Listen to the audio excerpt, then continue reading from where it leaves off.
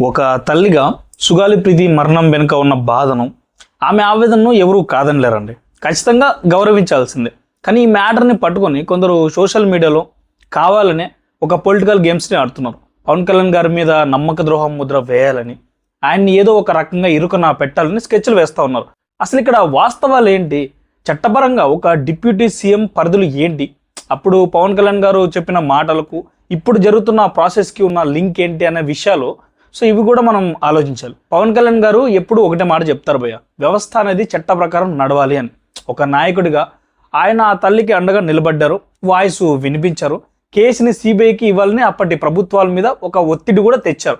కానీ ఇవాళ ఆయన అధికారంలోకి రాగానే జస్ట్ ఒక డిప్యూటీ సీఎం సీట్లో కూర్చోగానే ఆయన స్వయంగా ఇన్వెస్టిగేషన్ ఆఫీసర్ అయిపోయి ఎవరిని పడితే వాళ్ళని లాగి జైల్లో పాతేయలేరు కదా. మన దేశంలో దానికి ఒక పోలీస్ డిపార్ట్మెంట్ ఉంటుంది, కోర్టులు ఉంటాయి, పక్కకు ఒక ప్రొసీజర్ ఉంటుందండి. దీన్ని అర్థం చేసుకోవడానికి మన లోకల్ స్టైల్లో ఇంకొక చిన్న ఉదాహరణ చెప్తాను, వినండి. మన ఊర్లో ఒక పెద్ద ల్యాండ్ కూడా ఉందనుకుందాం.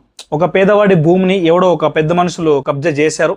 ఆ పేదవాడికి సపోర్ట్గా ఊర్లో ఉన్న ఒక పెద్ద ఆయన వచ్చి గట్టిగా మాట్లాడాడు, పంచాయతీ పెట్టాడు, పోలీసుల దగ్గరికి వెళ్ళి న్యాయం చేయమని గర్జించాడు కూడా. కట్ చేస్తే అండి కొన్నాళ్ళకు ఆ పెద్ద ఆయనే ఆ ఊరికి ప్రెసిడెంట్ అయ్యాడు.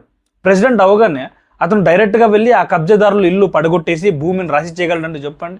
కుదరదు కదా. లీగల్గా కోర్టులో కేసు నడవాలి, డాక్యుమెంట్ సబ్మిట్ చేయాలి, జడ్జి గారు తీర్పు ఇవ్వాలి. అప్పటి వరకు ఆ ప్రెసిడెంట్ కూడా చట్టాన్ని దాటి ఏం చేయలేడు. ఇక్కడ పవన్ కళ్యాణ్ గారి పరిస్థితి కూడా సేమ్ అంతే భయ్యా. సుగాలి ప్రీతి కేసు ఈనాటిది కాదు, గత 9 ఏళ్లుగా ఎన్నో లూప్ హోల్స్తో, ఎన్నో పొలిటికల్ ప్రెజర్స్ మధ్య నలిగిపోయిన ఒక కేసు అండి. గత ప్రభుత్వాల కాలంలో ఇన్వెస్టిగేషన్ సరిగ్గా జరిగిందా లేదా, సాక్ష్యాలు ఏమైనా తారుమారు అయ్యాయా, అప్పట్లో పోలీసులు సేకరించిన ఎవిడెన్స్ ఈ కోర్టు ముందు నిలబడతాయా లేదా అనే ఈ టెక్నికల్ విషయాలు చాలా ఉంటాయండి. పవన్ కళ్యాణ్ గారు ఈ మధ్య కాలంలో మాట్లాడిన మాటల వెనుక ఉన్న ఒక అసలు ఉద్దేశం ఏంటంటే, కోర్టుల ముందు కేసు గెలవాలంటే పక్క ఆధారాలు ఉండాలి. కేవలం మనకు ఆవేశం ఉంది కదా అని సరైన సాక్ష్యాలు లేకుండా కోర్టు మెట్లెక్కితే రేపొద్దున నిందితులు చాలా ఈజీగా క్లీన్ చిట్తో బయటకు వచ్చేస్తారు. చట్టంలో ఉన్న లూప్ హోల్స్ని బేస్ చేసుకుని అసలైన నేరస్తులు తప్పించుకోకూడదు అనేది ఆయన ఆలోచన. అంతేగాని నిందితులను కాపాడాలని ఆయనకు వచ్చే లాభం ఏముందిరా స్వామి? ఈ కేసు విషయంలో పవన్ కళ్యాణ్ గారు భయపడి పారిపోయే రకం అస్సలే కాదు. ఒకవేళ ఆయనకు ఆ కేసును లైట్ తీసుకోవాలని ఉంటే అసలు ఆ తల్లికి అపాయింట్మెంట్లు ఇచ్చి మాట్లాడేవారే కాదు కదండి. ఆ కేసు గురించి అసలు పట్టించుకునేవారే కాదు కదా. పైగా ఒక డిప్యూటీ సీఎం మీద ఒక సామాన్య మహిళ ఈ పోలీస్ స్టేషన్కి వెళ్ళి కంప్లైంట్ ఇస్తే పోలీసులు దాన్ని రిసీవ్ చేసుకొని కాపీ ఇచ్చారంటే అర్థం చేసుకోవచ్చు భయ్యా. ఈ కూటమి ప్రభుత్వంలో చట్టం ఎంత నిష్పక్షపాతంగా పనిచేస్తుందో. ఎవరి అణచివేత లేదండి ఇక్కడ, ఎవరి పవర్ ఇక్కడ నడవట్లేదు. ఎవరైనా సరే కంప్లైంట్ ఇవ్వచ్చు అనే స్వేచ్ఛ ఈరోజు ఏపీలో ఉందనడానికి ఇదొక బెస్ట్ ఎగ్జాంపుల్ కాదండి. ఆ తల్లి పార్వతి గారు గన్నవరం పోలీస్ స్టేషన్లో కంప్లైంట్ ఇస్తూ పవన్ కళ్యాణ్ గారు నమ్మక ద్రోహం చేశారని బాధపడ్డారు. అది ఆమె వైపు ఉన్న ఆవేదన, తప్పలేదు. కానీ గవర్నమెంట్ మరి ఇంకా పూర్తి కాలం కూడా కాలేదు కదా. ఇలాంటి పాత కేసులు మళ్ళీ రీఓపెన్ చేసి లీగల్గా స్ట్రాంగ్గా బిల్డ్ చేయాలంటే టైం పడుతుంది. సోషల్ మీడియాలో ఉన్న కొన్ని పొలిటికల్ గ్రూపులు మాత్రం ఈ మ్యాటర్ని పట్టుకుని తెగ సింపతి గేమ్స్ ఆడుతున్నారండి.